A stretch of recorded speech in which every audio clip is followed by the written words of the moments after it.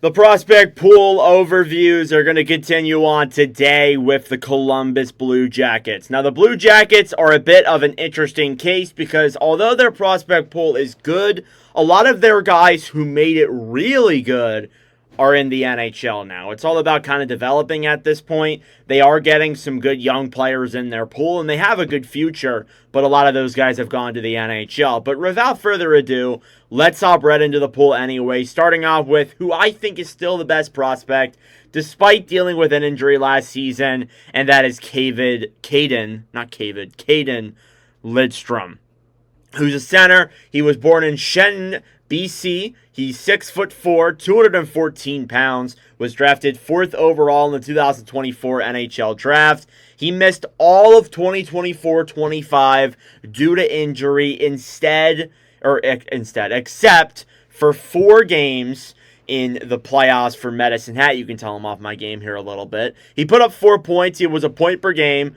But he did rehab the whole season with Columbus, and that does matter. That is important when you look at him as a player. He was there with the Blue Jackets for the most part, with the team, practicing and rehabbing. He was in Columbus doing that, but it'll be a little bit before we see him actually back in the NHL.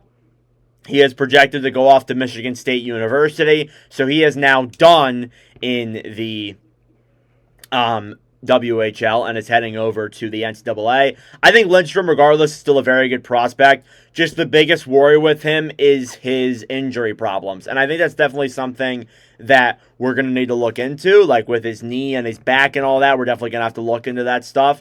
But I do think that Lidstrom has shown the potential inside of the WHL and will show it in Michigan State to become a legitimate NHL center. It's just a matter of, again, can he overcome those injuries? That's the biggest question that we're asking ourselves here of Lidstrom. But the hope is still there. I think it definitely can happen, but we're just going to have to see. For some of you, you may not even consider Luca Delbel-Baluz a prospect anymore, but I do. He is born in Woodbridge, Ontario. He is 6'1", 185 pounds. He is also a center. Was drafted in the 2nd round in 2022. This past year with Cleveland in his second full AHL season, had 27 goals, 26 assists for 53 points. He played 15 games with Columbus and did very good at 8 points. I think this guy, first and foremost, he won't be on this list next year. I can confidently tell you that. He will play more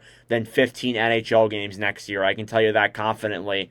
But I do think he really has potential to be a good third-line center. I think that's really what the Blue Jackets want him to be. You look at their overall depth down the middle, it's all right. It's not the greatest it could be, but Delbel-Baluz will definitely help out with that. He's put up consistent numbers in the AHL. Could be a good 40-point scorer in the NHL, possibly maybe 30-point scorer. Maybe I'm a little bit too high on him.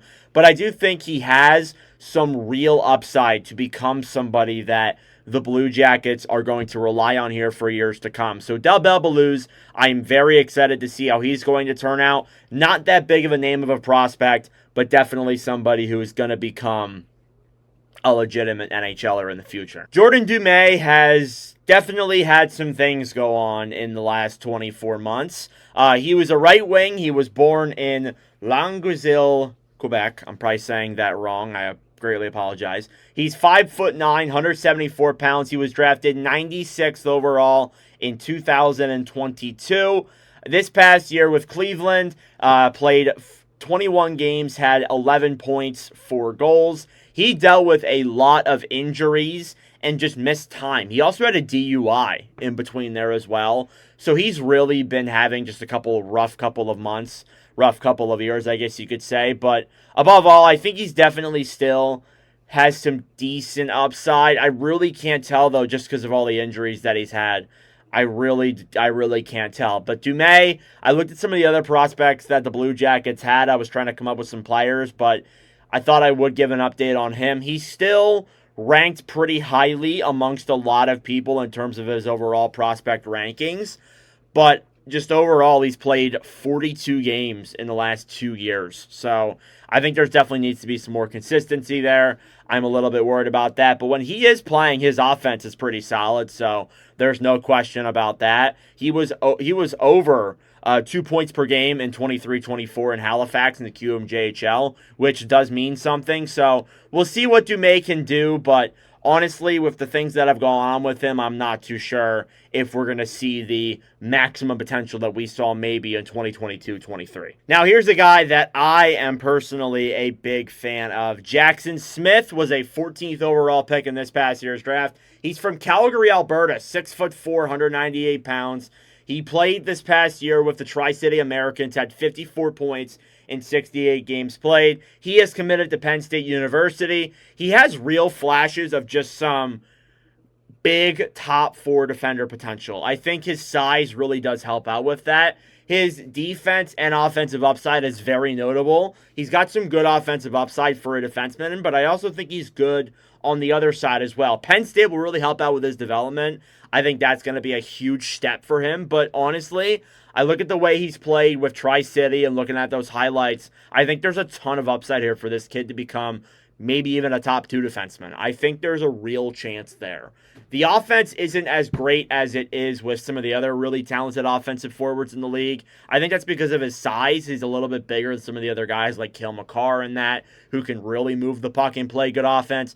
But Smith could get you a good 30, 40-point season out of him, which is good for a defensive or defenseman. So there's some real upside there from Jackson Smith, and I am personally a big fan of the kid. So we'll see how he develops and how that goes. But Smith is really going to make his dent this year in the Blue Jackets prospect pool. This is another guy who I have been hearing a lot about and actually has some very underrated numbers. Charlie Elick, a defenseman from Villach, Austria, I believe, is 6'4", 205 pounds. He was drafted 36th overall in 2024. This past year with the Tri-City Americans, had 33 games played, 8 points. So we actually played with Jackson Smith. He also had 7 assists with the Brandon Wheat Kings. So he was with 2 teams this year. I don't know how I messed that up. But anyways, he was with Jackson Smith, so they were teammates. He has really good size and overall just a lot of energy. And I've seen a lot of NHL and like writers really kind of just like say that this guy has real potential to be a top 4 defenseman as well. And I don't know how much that really relies on. I think his defensive side is very solid. His offense really isn't there. But honestly, I think that that's not impossible from what I've seen. And just watching the highlights, I think there's a ton of potential there for this guy to really become a dangerous defenseman when he gets to the NHL. Just a really good size, being 6'4" really does help. So I'm looking forward to seeing what he's going to do. But yeah, Charlie Elick, I've been hearing a lot about, and I think that he's somebody in the Blue Jackets prospect pool who is still a little bit away, but he's pretty underrated. When Meredith Gaudreau announced this guy at the draft, there were a lot of people who were very shocked that they went at that direction, especially considering the fact that Joshua Ravensbergen was on the board, Jack Ivankovic was on the board, even a couple other goaltenders were on the board. But Pyotr Andrianov might be one of the best goaltenders that comes out of that class, if not the best. He was born in Volsk, Russia. He's 6'2", 207 pounds. He was drafted 20th overall in 2025. He played a lot of games this past year in the MHL with Moskva, had a 23-6-6 record, a 1.75 and a .942 save percentage. He's wide-bodied, and he's a little ways away, as we can obviously tell. There's still a lot to go there with Andrianov, but from what I've seen from just overall everybody who has talked about this kid, especially since he was drafted, I've heard almost nothing but good things. It's been very good. And you look at his numbers in the MHL too, they're pretty damn solid. Now, he's a ways away. We may not see him for another like 4 or 5 years. We might not see him till like 2030.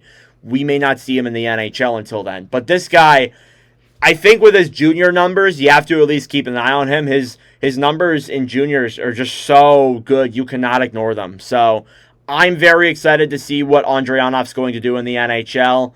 He was somebody who I was shocked that went at that pick at 20th overall, But the Blue Jackets, they already have a lot of their pieces put together. The only problem they really need to solve is their goaltending. And they do have Jet Greaves, who's another guy I could have talked about. But even then, Andreanov has a lot of upside to become somebody who could really be dangerous in the future. Looking at some of the other prospects in the Blue Jackets pool, it's kind of crazy because Columbus has actually 3 goaltenders in their top 10 for me. Evan Gardner's one of them, who had a very solid season with Saskatoon this past year, boosted them into the playoffs. He did come and play 1 game with Cleveland. We don't really want to talk about that. But even still, this kid has definitely some decent upside. We're going to see him in a full year in the AHL next season. It's certainly something to look out for. Malte Vass was a 3rd-round pick in this past year's draft. Did play games in the SHL this year at 11 points in 40 games. He is more of a defenseman from what I can tell. Owen Griffin, also a pick from this past year. He was picked in the 5th round. Had 51 points in 62 games played. Not bad numbers there for Oshawa. He's a little bit of time away from actually making a dent in the NHL. Guillaume Richard, if I'm saying that correctly, made his transition over to the AHL after 4 seasons in Providence. Played 8 games, had 4 points, half a point per game. Not too bad there for a defenseman. He was a 2021 draft pick. And then Corson Kuhlmans just finished up his 3rd year in the AHL, put up 7 points in 33 games played. He was also a 2021 draft pick and actually a 1st rounder as well. Which brings me to my prospect rankings. This is the top 10 for the Blue Jackets. Currently, you have Caden Lidstrom there at number 1, who I think had a interesting season, being injured and all that. I still think he's their number 1 guy. Jackson Smith, number 2. Andreanov at number 3. Del Bell Baluz at 4. Jet Greaves is at 5. Could be a little bit low for some people, they may argue. Excuse me. Jordan Dumais at number 6. Charlie Elick is at number 7. And then Gardner 8. Stanislav Vozil at number 9. I don't know how I missed him in my little spiel here. And then Corson Kuhlmans is at number 10, wrapping that out. But that is your prospect pool overview for the Columbus Blue Jackets. Still a very good prospect pool. Definitely not as strong as it's been the last couple of seasons. But let me know your thoughts in the comment section down below. Thank you all very much for watching. Please subscribe down below if you are new. But anyways, that is it for me. Thank you for watching, and I will see you guys in the next video.